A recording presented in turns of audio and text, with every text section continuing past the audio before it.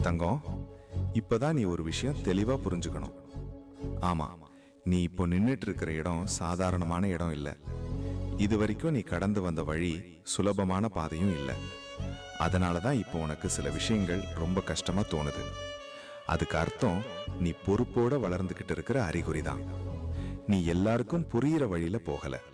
உன் மனசுக்கு சரின்னு தோணுற வழியில தான் நீ போய்கிட்டு இருக்க. அதனாலதான் சில நேரம் நீ தனியா நடக்கிற மாதிரி தோணும். அது ஒன்றும் தவறில்லை தங்கம். அது உன்னோட தலைமைக்கான அடையாளம் தான். அதுக்காக இன்னும் நீ வேகமா ஓடவும் வேண்டாம், உடனே நின்று போகவும் வேண்டாம். இப்படியே உன் வேகத்துல நீ தொடர்ந்து பயணம் செய். நீ போகிற திசை சரிதான். அதுக்கிடையில சந்தேகம் வருதுன்னா அது உன் மனசு வளர்ந்து அடுத்த நிலைக்கு தயாராகுது என்பதற்கான சின்ன சிக்னல் தான்.